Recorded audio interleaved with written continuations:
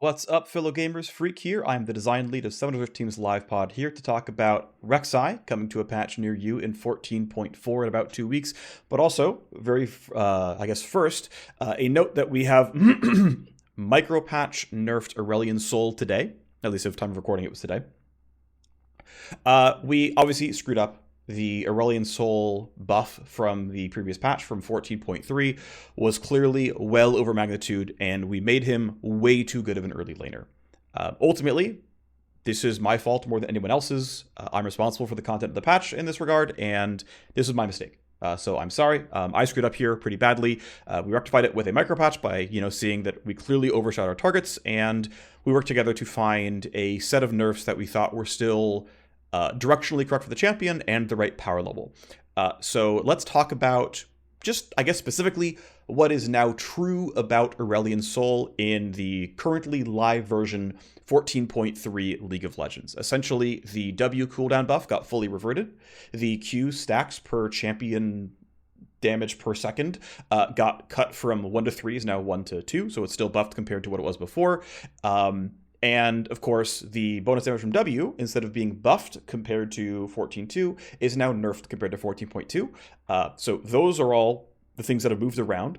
There are still the E-stacking nerfs on large monsters, large minions, and like champion takedown, and there is still the mana cost buffs on Q and W. And so I figured I would bundle this all together into sort of one patch rundown amalgamation and tell you why I think these are pretty good changes overall, though obviously we missed in 14.3 version 1. So small flash reporting shouldn't be too bad.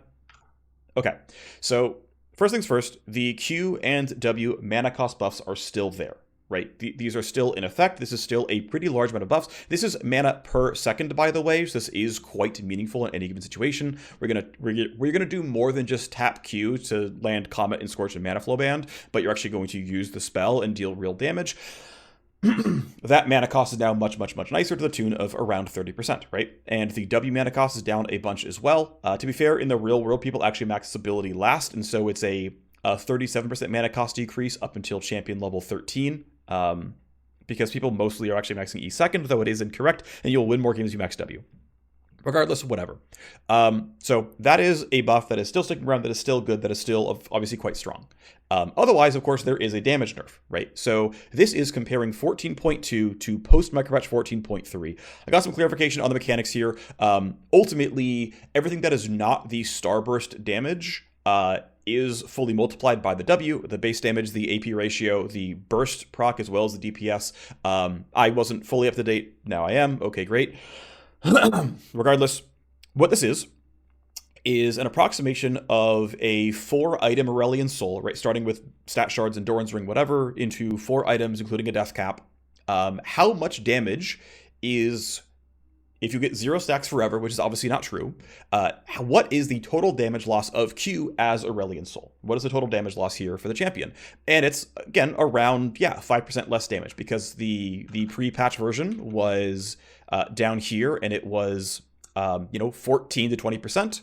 And of course, now that is 8 to 12%. And so you do the math on the difference, and that is about a 5% damage cut for the large majority of the game. And then very late game 14 plus, because again, most people max W last.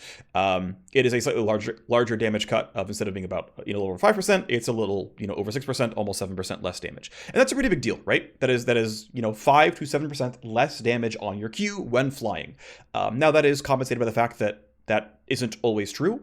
Here is a rough approximation of an Aurelion Soul who's doing very well, getting a lot of stacks, and goes to 400 stacks at the very end of the game. If you are doing really well, this is actually realistic. And picking an example champion like this is their base health. So obviously there are squishy targets out there if you're hitting like Ashe or something, and there are tanky targets out there if you're hitting Auron or Renekton during ulti or whatever. But I figured this was a reasonably fair approximation to go with a fairly lofty stack goal, but to say that, okay, well, in a world where you are stacking, obviously, you're not getting 0, and you're probably not getting 400 by level 18. You're somewhere in this world of, okay, it is a 4.5-5% damage cut.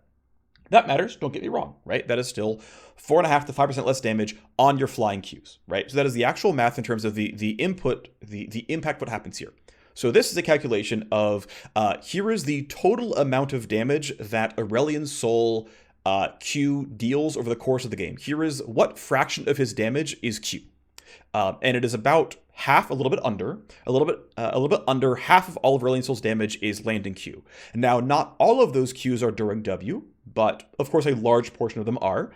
But we're going to, by nature, overcount here and say that every single bit of Q damage is going to be applied here, which is not true, but let's just start lofty here, right?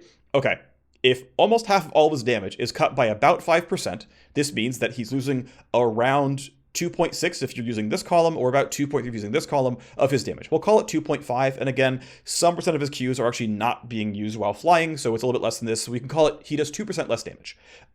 The sum total change of, we'll talk about that in a little bit. The sum total change of this line compared to 14.2 is Aurelion Sol does 2%, maybe a little bit less than that, less damage. That should be about 1% win rate of magnitude.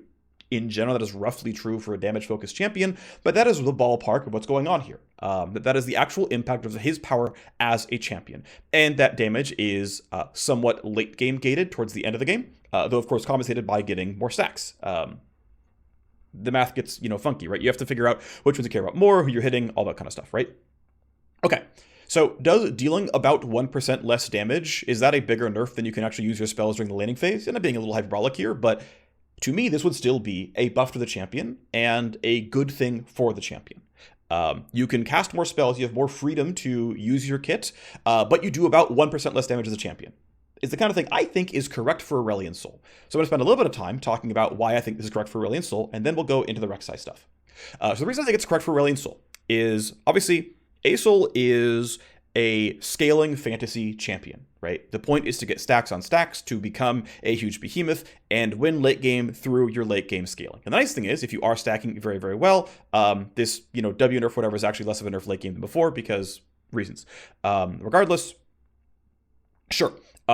His damage is down somewhat, but he's going to have more freedom to play in the laning phase, which means the power curve compared to 14.2 goes from this to this, right? He has more to do in the early lane. By the late game, you have enough mana, it doesn't matter anymore. But yeah, your damage is down, and of course, your early game damage is not that important. Your late game damage is very meaningful. Yes, his top end is going down a little bit, right? Around 2%, right? But his early game is better because he can use his spells to trade. Now, the expectation here is not that Aurelion Sol has a bunch of winning lane matchups. In fact, his damage output in a short trade is down because WQ deals less damage. The point is not to say that Aurelion Sol now has winning matchups into like Yone or whatever. The point is to say that Aurelion Sol has more say over how his scaling goes, because now it's like, oh, I know Syndra burned her Q. I've got 7 seconds before she can get the stacks, get a second charge of Q. I've got 7 seconds where she can't stun me unless she burns her W on it, but that's going to take her some time. And so I'm going to go for a strafing run here, and I'm going to get 4 stacks on my Q because of this. And the mana cost is not terribly high anymore, because instead of costing 120 mana to channel for 1 second, it costs me 80 mana to channel for 1 second. That's a lot more palatable and actually kind of possible to go in for a strafing run. And to say that we don't expect Aurelion Sol is suddenly going to win a bunch of matchups, but to say that he has cooldown windows where he can punish, bad cooldown usage by his opponents, or join in because the jungler went for a gank, or find a roam and go for it, and I have to immediately reset because he's out of mana the second he tries to do this kind of stuff. I'm speaking kind of loftily here, but that is the point, which is to say that he is going to have more to say and more to do in the laning phase because he will just have more opportunities to say, hey, it's worth me trying, because if I try for a trade, I'm not going to run out of mana and thus can't stack anymore. In fact, going for the trade and it not costing that much mana is going to give me stacks. The point of me trading is not to kill you, it's to supercharge my stack rate. I fully expect that the average number of stacks for an Aurelion Sol is higher post-micropatch than it was before the change. Because, and let's even just, for a minute, just forget about the trading pattern situation. In every moderate late game team fight on Asol, you are strafing and channeling Q for 5 seconds on people. Anytime there's a jungle gank, I play some Asol bot, and it's like, yeah, our Rek'Sai came in for a gank or whatever. Okay, I'm gonna go strafe run at this Nautilus who's running away, or at this Misfortune who doesn't have escape tools left. It's like, I'm full channeling Q this entire time and getting a stack every second, and I'm getting 2 stacks every second. And to me, that will make up for getting 1 fewer stack every cannon. If I am getting if I'm getting 1 second on you every 3 waves, I am making up completely for the cannon change, this is not counting the mana cost, making it more possible to do so.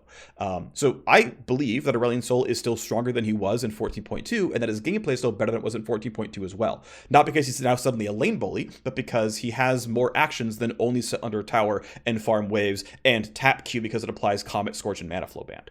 So that is my read on the Micropatch here and where Aurelion Sol is at. And now let's move forward and talk about what you're actually here for, which is Rek'Sai coming in 14.4. Alrighty, so this is actually quite big, and apparently I have, oh right, I need to switch the buttons here. So we're gonna do that. Wow, beautiful, look at that. Alrighty, so there is a very, very large kit update to Rek'Sai coming in 14.4. We're still going to do some tuning on this, so not every detail here is going to be finalized or is final, but you can see the full change list on the PBE, and I've broken it down by section here in this video. Let's talk about it.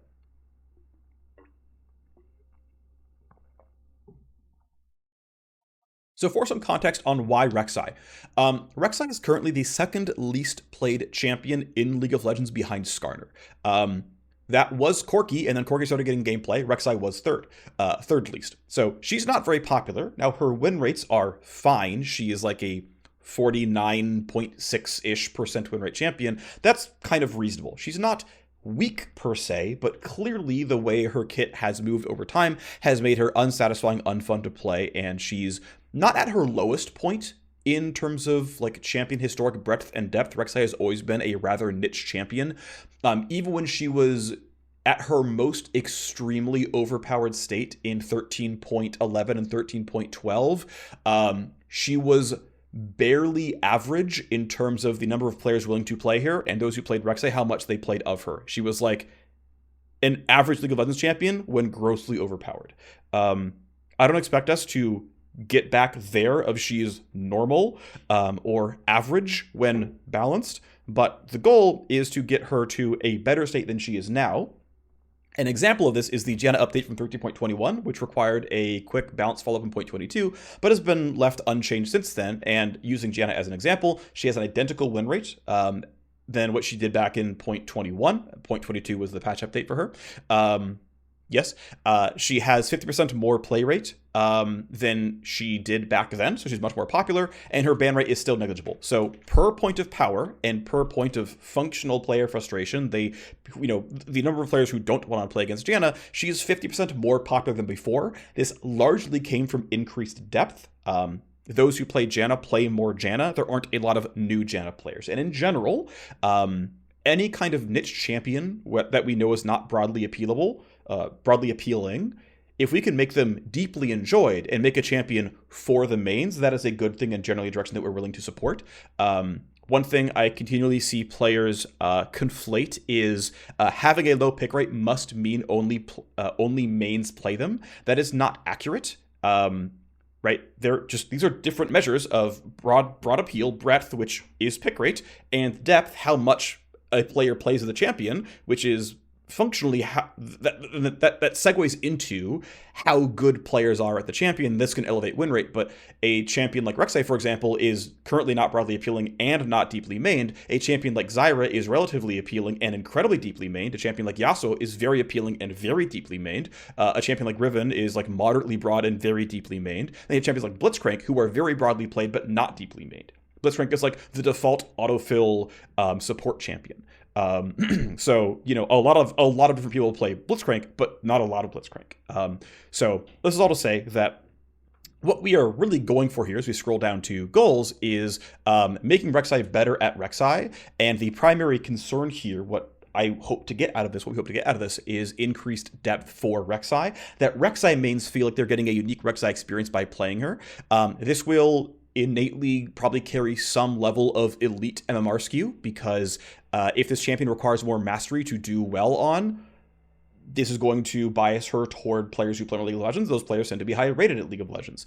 But what I'm hoping to avoid regarding elite skew is the feeling of this champion being non-functional in the late game. There's a suite of champions who are elite skewed because they only win games that are FFs at 20. And challenger games are very frequently that. And so a champion like Kalista or Lucian or Renekton, historically, not in all these cases recently, are champions that are only good in elite MMRs because they are lane bullies, and people in challenger will FF at 20 and people in silver won't. because either those players are bad at snowballing or whatever else, but even per point of mastery, the games just go later, and then a champ that falls off just isn't successful. Both these things have been true at Rek'Sai in the past. Rek'Sai is one of the highest mastery curve champs in the game, but she also tends to fall off a cliff and is sort of non-functional late game. I don't mind the mastery point. I would like to fix the fall off a cliff point, though that is not a primary goal here. I'm also aware that these changes, the way they are right now, are probably going to lead to Rek'Sai coming back into pro play. Her being in pro play is generally pretty cool. She is unique. She's kind of special. I think that's great. She's definitely a different kind of champion. But if we're really concerned, I think there are some fairly easy levers that can take her, basically re-solo queue skew her, but it's something that I'm aware of happening based on these changes. So let's talk about what's actually going on here, which is the tactics that we are going after in order to make a more appealing Rek'Sai, to make Rek'Sai more Rek'Sai. First up, right, make her better at her unique things. Better tunnels. There's better tunnels in a lot of ways, but, step 1 was better tunnels. Step 2 was a better passive. Her passive right now is pretty limp. It doesn't really feel like a core strength of Rek'Sai. Now, keep in mind, Rek'Sai is a champion with 8 spells, if you want to count her passive, right? She has 2 Qs, she has 2 Ws, she has 2 Es, she has an R, she has a passive. She is an 8, not necessarily button champion, but she has 8 unique outputs in the way that, normal champions have 5 unique outputs, right? What does, I don't know, Renekton's kit look like? Okay, yeah, he has the Fury mechanic to make a, upgraded version of each one, but like, he sort of kind of has 4 buttons in a passive, and Rek'Sai has 7 buttons in a passive, right? So, this means that the passive is eating up more of her power budget, and this means that the individual button press are going to eat up less of the power budget, because each button is 2 buttons, and we have to kind of balance that around, but ultimately, to make a fair champion, her buttons have to be worse than other buttons. And I chose to say that her passive is full power, and the other buttons are the ones that are worse. Basically, this turns out into making Rek'Sai more of a hit-and-run kind of champion, where she's still meant to be fairly durable. She's not meant to be full assassin, but that she's not... What we realized is that she still can't really play a full functioning team fight in the way that like a Jax can, or I don't want to say Fiora because Fiora's not really a team fighter, but she just doesn't have the tools to run champions down the way Jax can do this. She will never have that level of like fighter style impact. She doesn't have Darius things where she resets and then instantly stacks the 5-stack bleed into getting to ult and that resets. Like, she doesn't have those kinds of tools to be a team fighting fighter. That's just not in the cards for her, and that's okay. We discovered that pretty quickly. We tried some things, they didn't work out. There wasn't a way without replacing several spells to make her a functional fighter late game. And so what we settled on here relatively quickly was that as time goes on, she's more hit and run, and her functional late game pattern is more about crowd control, and in the way that Elise and Lee Sin can still feel like functional champions, where Lee Sin, I think, is a prime example of a very popular champion who's very gratifying to play, who also has a bunch of extra buttons. Weirdly, this wasn't an intentional pairing here, but it works in this case.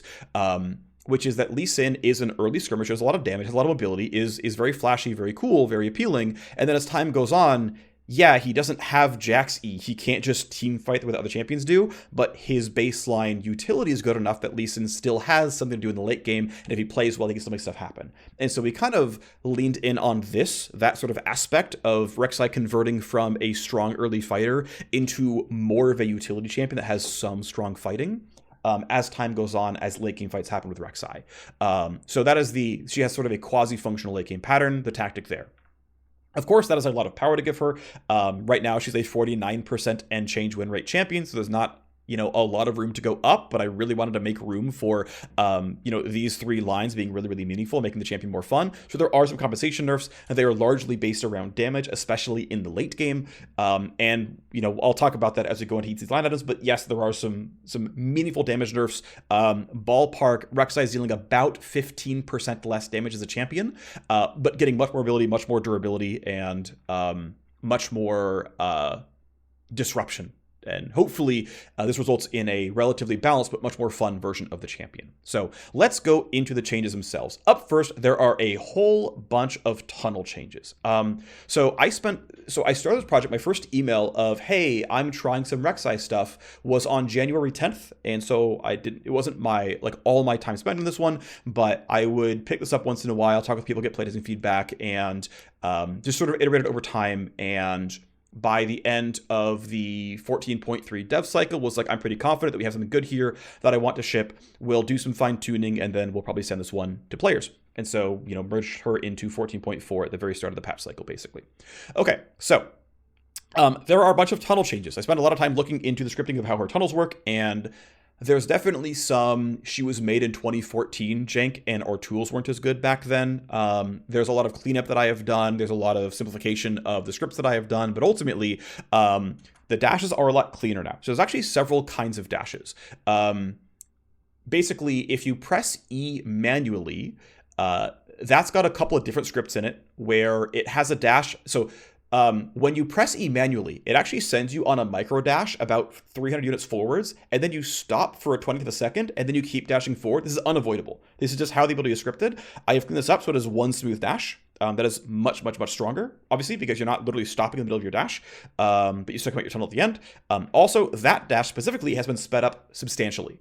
I don't know if this was an oversight or not, or intentional, but the manual cast dash speed on live is much, much slower than the right-click reuse tunnel dash speed. I have sped this up to match the reuse tunnel dash speed.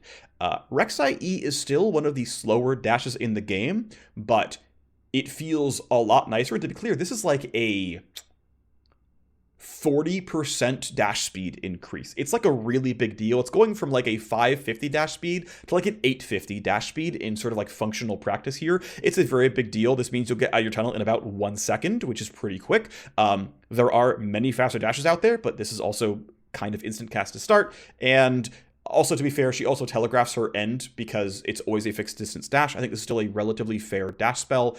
Regardless, it is a lot better. This has been the thing that is pretty much universally tested incredibly positive. People have been really, really liking the better dash speed on manual casting E. This also means that in a generic team fight, she's just better at moving up and closing the gap and starting a fight out. That's really, really valuable. If she's using her tunnel to cheat wards and go over walls, considering the tunnel mouth doesn't show or the tunnel exit doesn't show until she's finished her dash, it doesn't actually change that, right? Having a faster dash or no hitch in the dash like doesn't change the cheat over walls ganks at all. It's no better in any way. But it is better when you're just doing normal kind of fighting stuff. So talking about dash speeds, there's actually multiple different kinds of dashes. So again, there's the manual E, which used to have like 2 subcomponents. There's only one. When you right click it, there's actually 2 versions. There's I right click this while I'm burrowed, and there's right click it while I'm unburrowed. So Rek'Sai is always burrowed while tunneling. And so if you right click the tunnel while burrowed, there is dash 1 that sends you toward the tunnel mouth and then says, okay, I finished that dash, time for dash 2, dash me towards my exit. So dash 2 is the same speed, and it's the one that I've matched with pressing E. But dash 1 had a fixed speed that was not the dash 1's, like the dash 2 speed. I think it's still slower than dash 2 speed, but it's sped up by about 20%. So when you are burrowed and you right click on your tunnel to go take an exit, you will actually move faster than walking. That is still true, but you're going to go even faster than walking to the exit turns and then turn around. So right clicking to leave a tunnel, that entire sort of flow is going to be faster. If you are unburrowed, you're above ground, this is actually slowed down even further, intentionally so, because she needs to go through the animation of burrowing, which takes about a quarter second, and it looks really, really janky if you just sort of start unburrowing while flying through the ground, and it looks really, really bad. So on live, it's intentionally slowed down. This is intentionally slowed down a little bit less. In the version coming out in 14.4, it's not a huge deal, but it is a slightly faster route through right-clicking a tunnel to leave. Step 1 of beginning the secondary dash is getting sped up by, it ends up being about 20% faster, but it's a very small component of the full dash.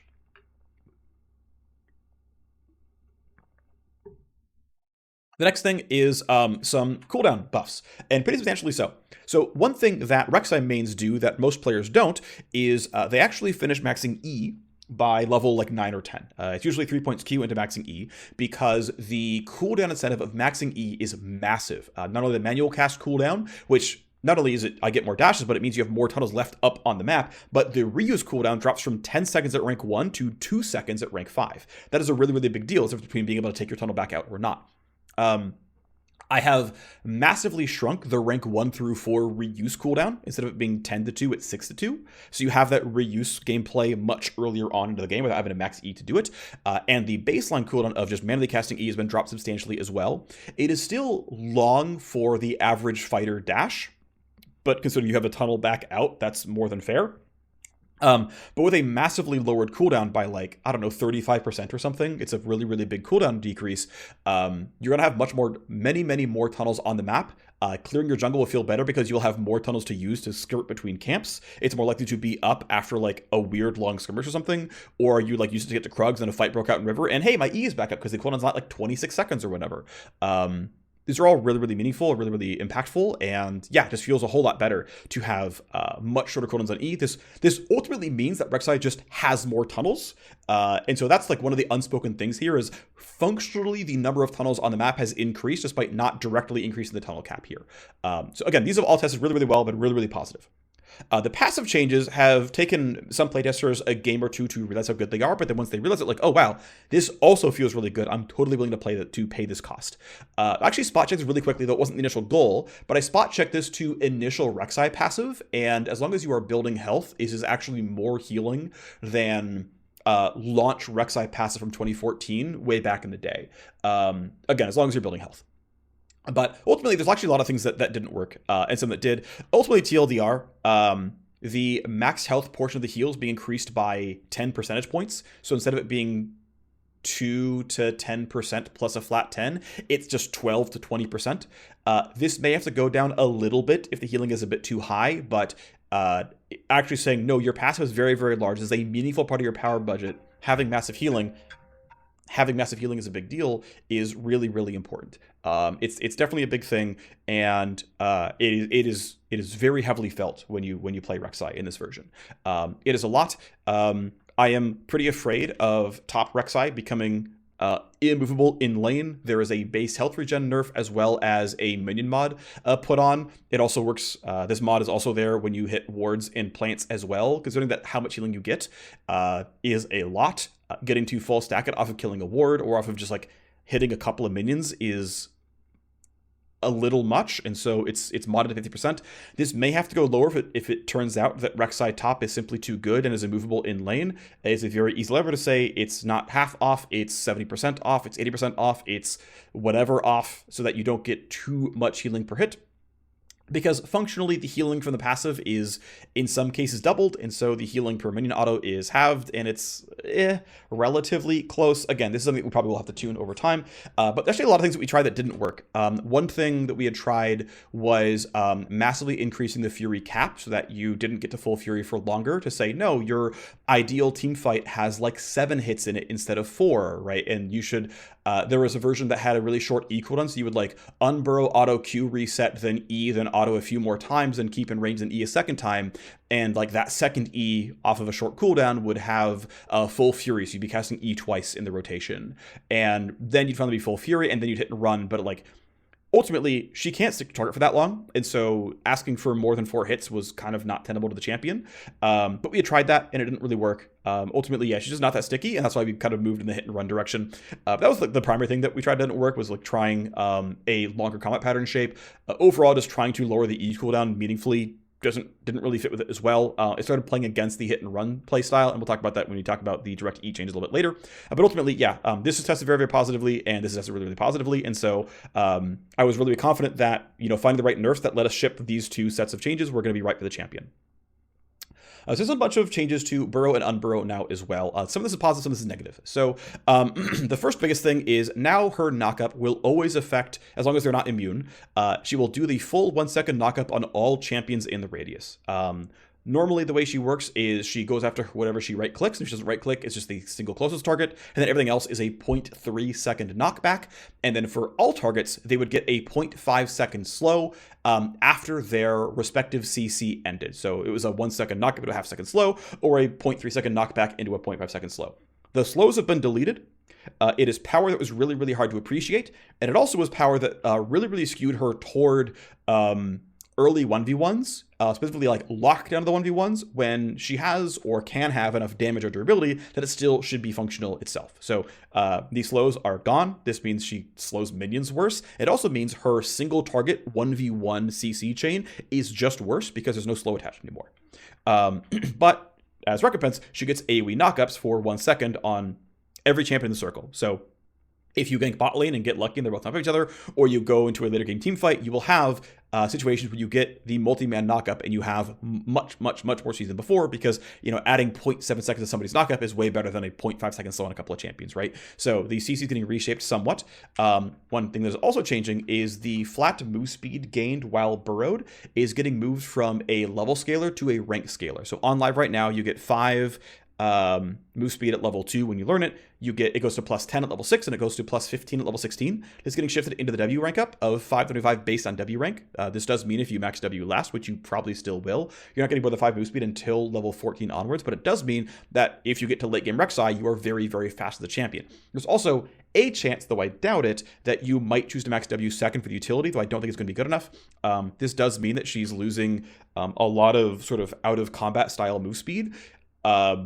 But because she's going to have more tunnels that move faster, that have shorter cooldowns, she's still going to be as mobile or more mobile than before. But specifically, her ability to lurk, late game, level 15, 17, whatever, is substantially actually increased compared to live Rek'Sai. Then there were some changes to the Q. This is a lot. This was basically a lot. So on live, Rek'Sai's Q, the way it works in script is, so she has 3 spells, Q1, Q2, and Q3. And the way it is scripted on live right now is it sets Q1 as like one of your spells, and it like hides it into a spell slot you can never access as a player.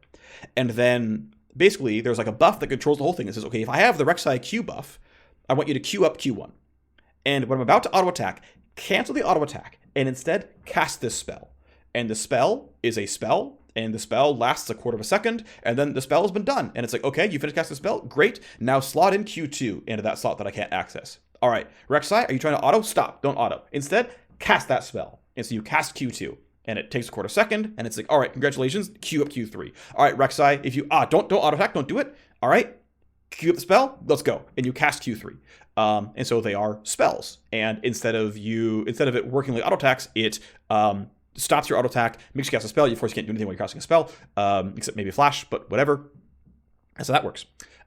The change here is instead of saying, hey, it's a spell, stop autoing, cast a spell instead, is I've changed the script to say, replace Rek'Sai's auto attack with spell 1. All right, you land an auto attack? Great. Replace the auto attack with spell 2. Okay, you have auto attack? Great. Replace the auto attack with spell 3. Bam. And by making it an inherent auto attack, it inherits all of the normal functionality of auto attacks, like scaling with attack speed, like the time between hits scaling with attack speed, like the animation scaling with attack speed. So that suddenly you don't run into a situation where if you wanted to use like Stride Breakers, Zerk Greaves, Halo Blades, or Lethal Temple, like at a certain point, it was probably not DPS negative to press Q, but it was attack speed negative to press Q, which is very weird that an auto attack reset actually gives you negative attack speed, right? Because they were spells. And so I believe that a much cleaner implementation that is easier to implement and maintain going forward is, let's use the new tech. We're going to replace auto attacks, and we'll make sure the queuing works correctly, and it does. Now, there's a weird thing here, which is because Q on live is a bunch of spells, the animation and the time between animations is much different than actual auto attacking. And so Rek'Sai gets 45% attack speed for those 3 attacks. That more or less lines up with the time between attacks. Like currently when you do your normal jungle clear, it's roughly around there. We can tweak it if we need to. It's not hard. It's a 1-line change to make it 35 or 55 or whatever it needs to be, but it's felt pretty close. And so I've stuck with it. The other thing though is Rek'Sai Q is a 360. I tried level 18 Rek'Sai with the attack speed on Q that made sense at level 1 with like a Stride Breaker and a Trinity Force, because like maybe she would build the attack speed fighter items now, and the animations were just too fast. And so there's even more stuff under the hood that actually slows down the auto attack animation itself. Again, the end result here, and it's why I landed on 45% attack speed, is the feel of like killing raptors at level 1 is quite similar, although like where the animation is spent is a bit different. You're gonna spend a little bit less time spinning, but a little bit more time between auto attacks. But it's gonna be pretty similar overall.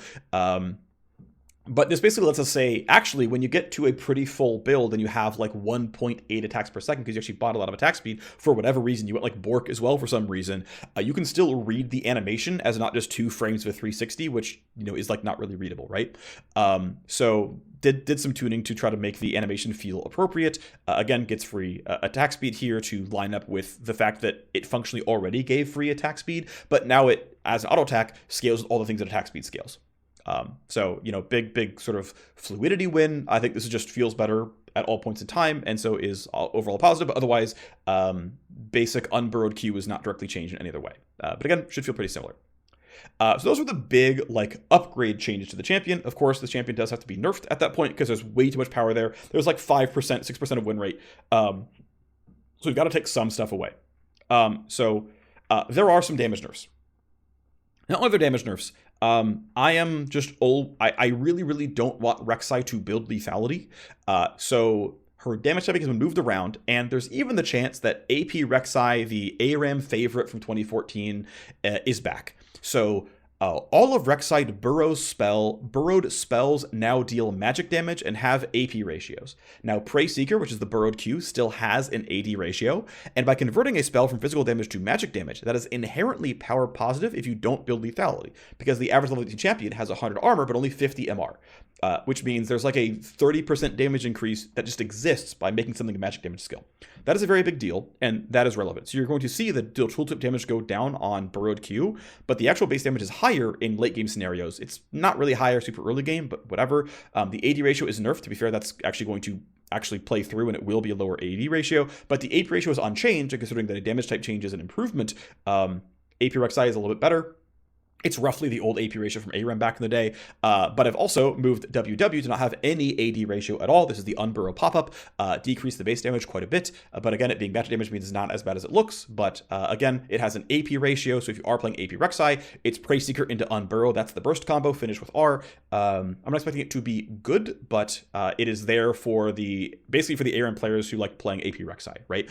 That's like largely the reason these exist, but it was an easy way to say, hey, I got to get rid of damage somewhere, and specifically, I got rid of damage that is part of only a burst combo, right? If you are unburrowing on somebody, you are unburrowing them with W, which on live has an 80% bonus AD ratio. And then that turned into auto attack, into Q reset, into, you know, land those next two autos into pressing E. And it was a burst combo that you were knocked up or slowed for the entire time. And it meant that Rek'Sai was functionally an assassin. All of her damage was physical or true. You go ahead and stack lethality, you feel good about it. And it meant that, you know, Rek'Sai for, you know, back in the old version was obviously just pure Prowler's Claw. But even the more recent version of Rek'Sai is building a lot of Yomus right now. And I really want Rek'Sai to be building fighter items, to be bruiser, to be tanky, to play hit and run, but have the ability to get back out and then heal and then come back in and continue to be a threat and continue to be a menace. And that meant moving away from lethality damage typing by moving some of her damage into magic, and specifically getting rid of some of her burst damage on things that weren't repeatable, like unburrowing having a hard 10-second lockout. One other change, though, is I have, for a way to take some damage down, shifted the E from true damage on 100% Fury to physical damage 100% Fury.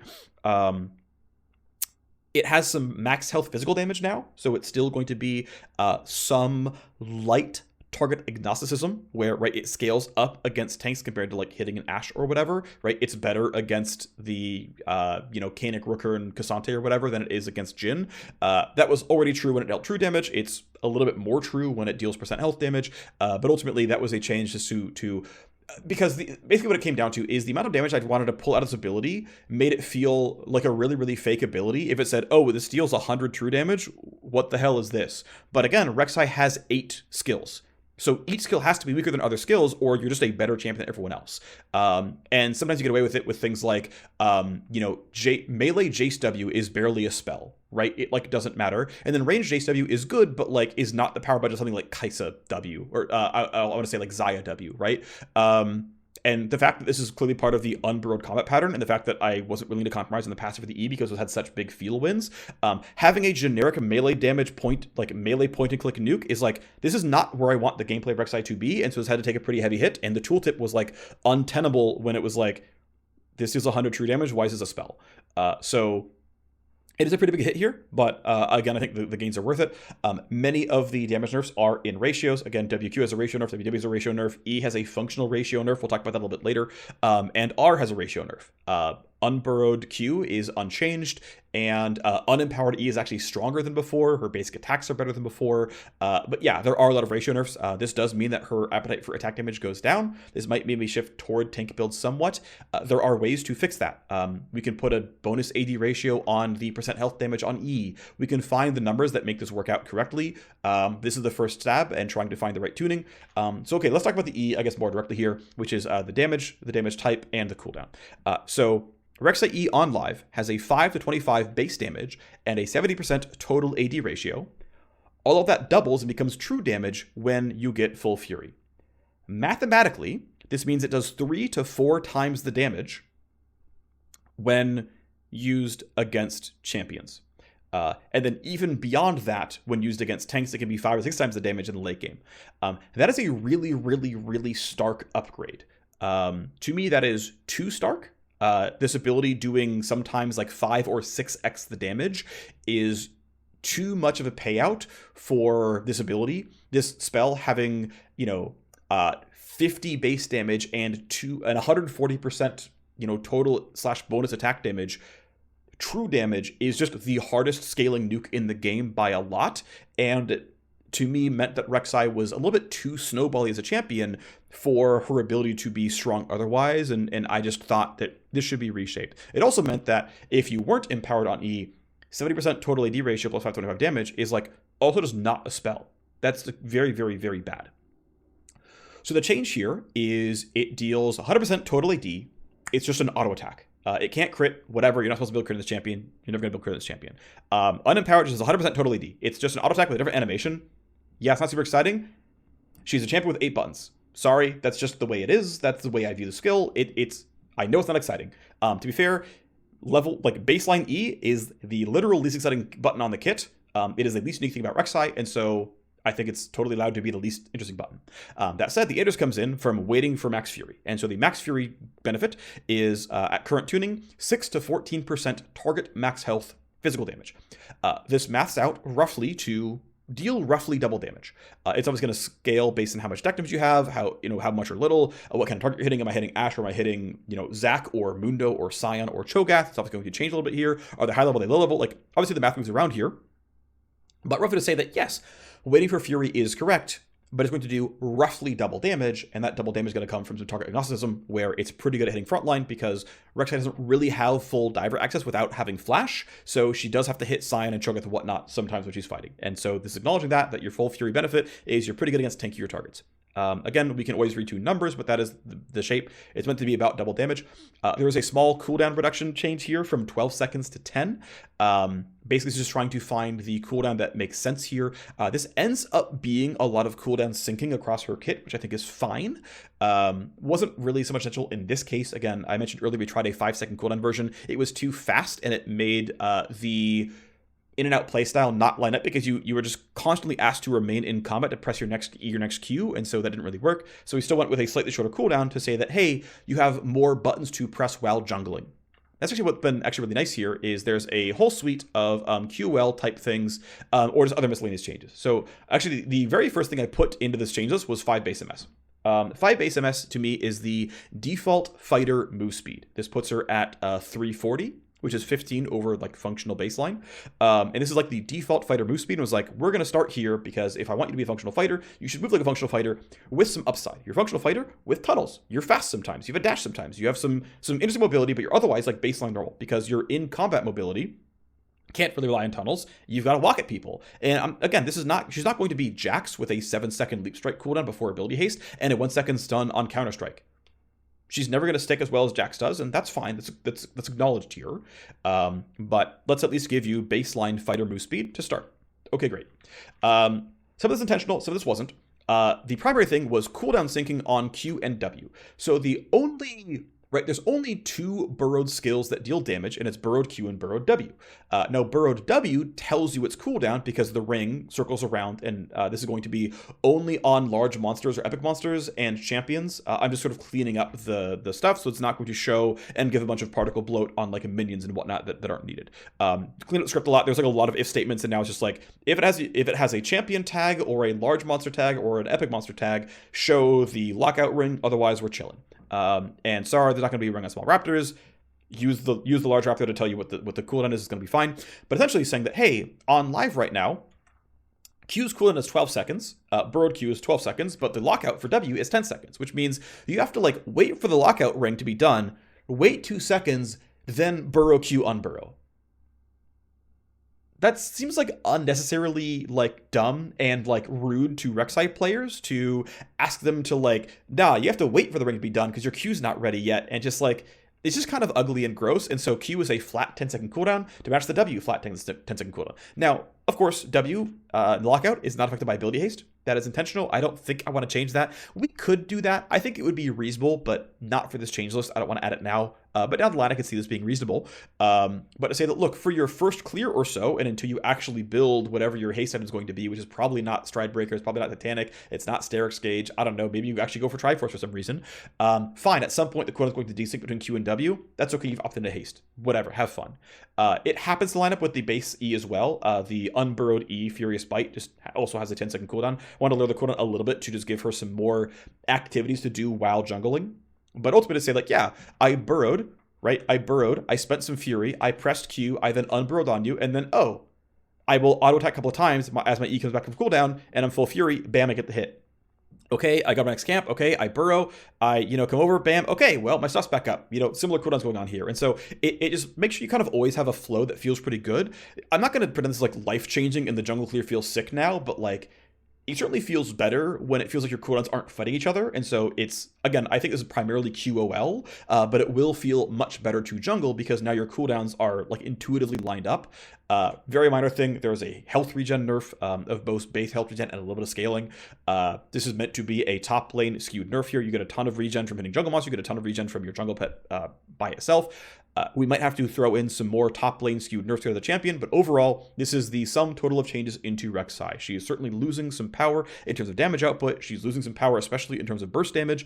This is absolutely true. She's losing some power in terms of, having free arm pen from the E dealing true damage, but she is way better in and out kind of champion, way better sustain, way better mobility. And I just have received pretty much exclusively really positive feedback on the tunnels feeling better, on her being mobile, and I don't expect Rek'Sai to be a super broadly appealing champion. That just isn't what she's about, but this is meant to be a set of Rek'Sai changes aimed at Rek'Sai mains to feel better about playing their favorite champion. Hopefully that's what we hit here. Hopefully we can hit goals, at least as good as Janna, where we got 50% more play rate on her, and largely driven by depth without having to make her much, much more powerful. So the Rek'Sai is a little bit weak right now, so having some positive win rate is fine. But that is what I'm hoping to get out of Rek'Sai coming in 14.4 to a patch near you. Thanks for watching, everyone. See you next time. Bye-bye.